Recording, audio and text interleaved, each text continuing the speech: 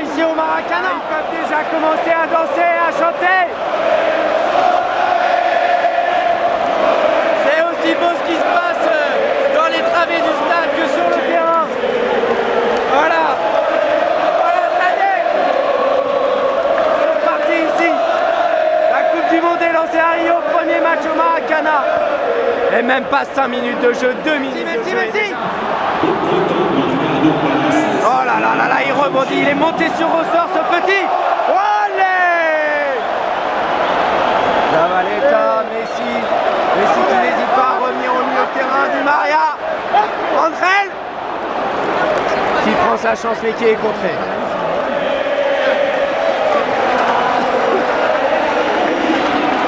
Imaginez dans tous ces supporters argentins une telle rivalité entre Boca et River. Et pourtant tous à l'unisson, ils chantent pour l'Albiceleste pour espérer décrocher une 3e étoile mondiale.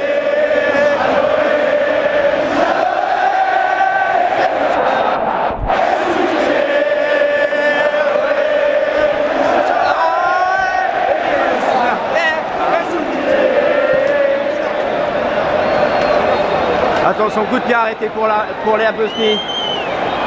On connaît la qualité de passe de Pjanic et la qualité aérienne de l'attaquant bosnien de Manchester City, Edin Dzeko.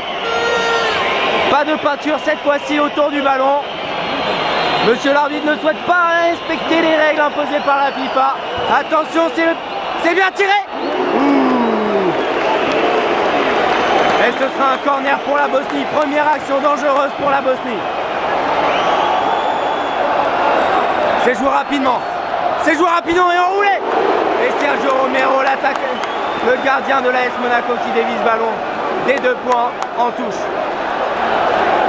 J'avais lu que le match pour eux était forcément quelque chose de précieux. Mais l'atmosphère dans un stade est tout autant. Et on reçoit un retour ici des Brésiliens. Et ici, le peuple argentin. Et c'est une guerre de sang.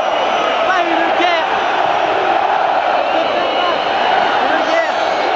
Le cœur de passion.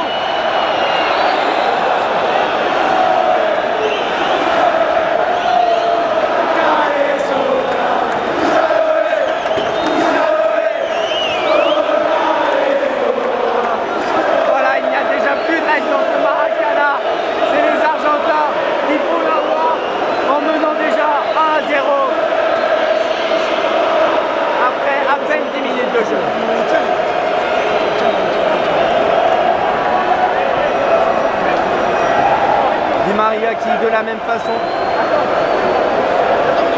joue un peu plus bas comme il l'a fait au Real Madrid. Voilà, il est là, ballon au pied, ballon au pied.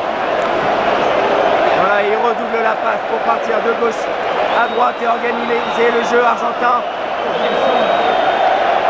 On sent bien que cette équipe tourne autour de Léo Messi qui n'hésite pas. Attention au contre-bosnien en revanche. Et la faute du capitano Javier Mascherano.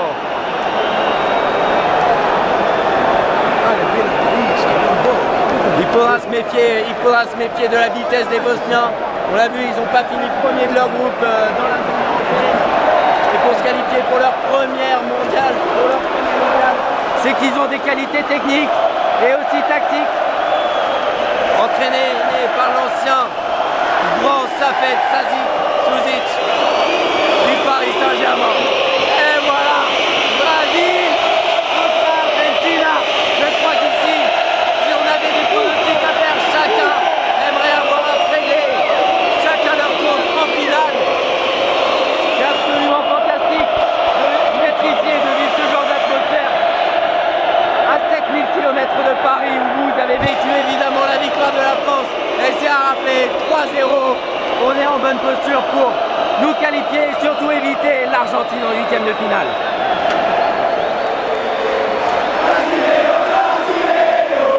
Brasileiro, Brasileiro.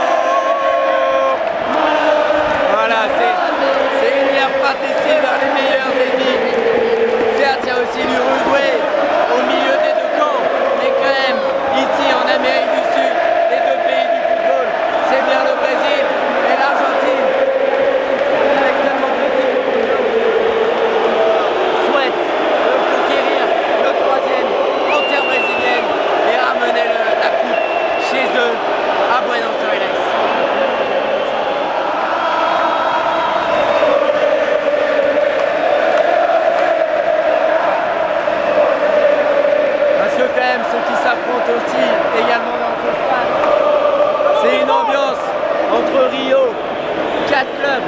Vasco, Fluminense, Flamengo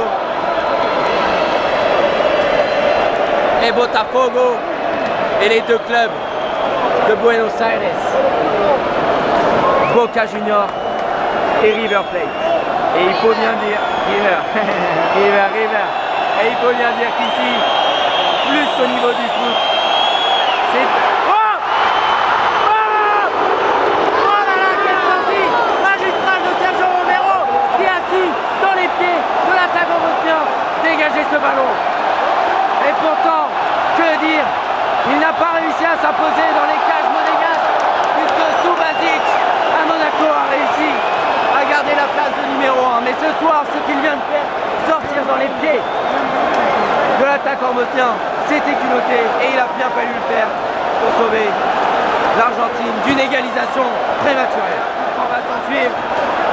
Pjanic, Dzeko est dans la surface, pas pour tirer, ce n'est pas son rôle. On peut imaginer, il en a mis un Pjanic, hein. Il s'inspire de Juni, il a grandi à Lyon le petit.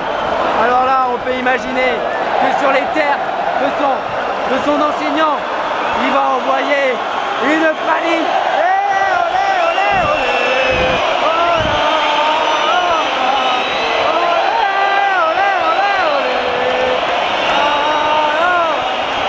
C'est parti pour Pjanic. C'est dans le mur. C'est dommage, c'était bien enroulé, mais ça finit dans le mur. A noter, 3 joueurs de City se retrouvent aujourd'hui sur le terrain. Agüero, Dzeko et Zabaleta. Et de la paire d'attaquants des Citizens qui ont l'habitude de faire une misère en Barclays Premier League s'affrontent ce soir et on va voir dans le duel à distance qui remporte ce match. Pour le moment, ce qui est sûr, c'est que niveau supporter, c'est bien l'Argentine qui éclate le Brésil. Et voilà, alors que la Bosnie fait tourner dans son camp, les Brésiliens se contentent dans le stade pour chambrer l'équipe argentine. Mais les Argentins ne se laissent pas faire et n'hésitent pas à siffler l'équipe adverse pour leur montrer qu'il ne suffit pas de tenir le ballon, mais surtout de marquer. Et on l'a bien vu ces 2 dernières saisons avec le FC Barcelone, défait avec plus de 70% de possession de balle en moyenne dans ces matchs de Ligue des Champions et de Liga. Et voilà, les Bosniens, je pense que leur chance de faire peur aux Argentins, c'est bien sûr coup de pied arrêté avec Emer Spajic, Edin Dzeko, des joueurs de grand gabarit et surtout de très bons joueurs de tête. L'arbitre qui vient de faire sa ligne blanche pour positionner le mur.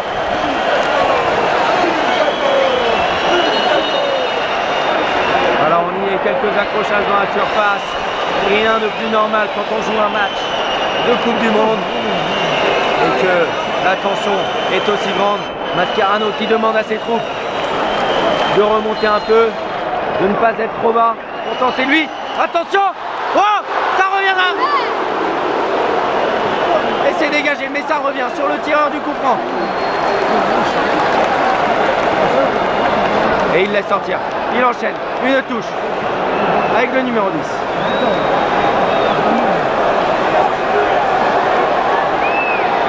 Alors encerclé par 2 joueurs. Il slalom.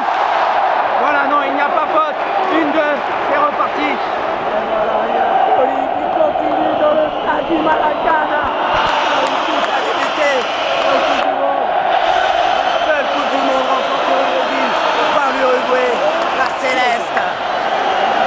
Les Brésiliens qui ne laisseront pas celle-ci à nouveau échapper et partir chez un voisin sud-américain.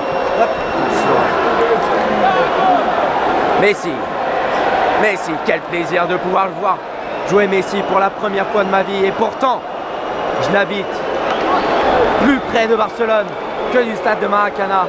Et la première fois que je vois le quadruple ballon d'or sur un terrain de foot, c'est bien ici, à Rio de Janeiro. Attention.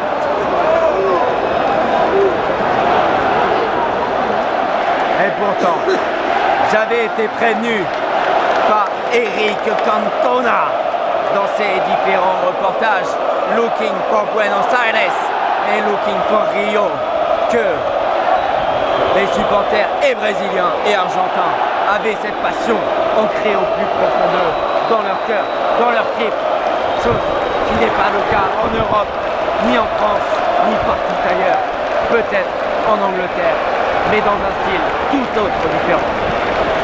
Ça revient. Mascherano à la récupération, au 30 mètres qui tente la frappe.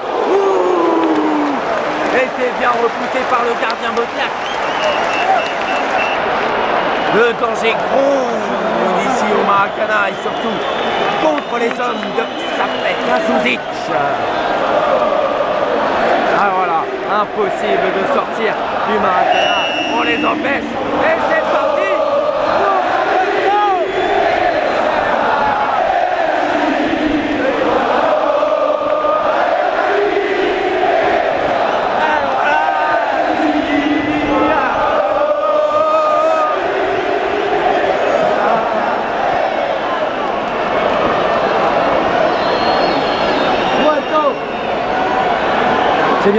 C'est bien joué. Edin Dzeko qui récupère le ballon, qui tente la frappe. Et ça passe au dessus du but de Sergio Romero. Et pourtant c'était bien joué suite à un contre et à une remise.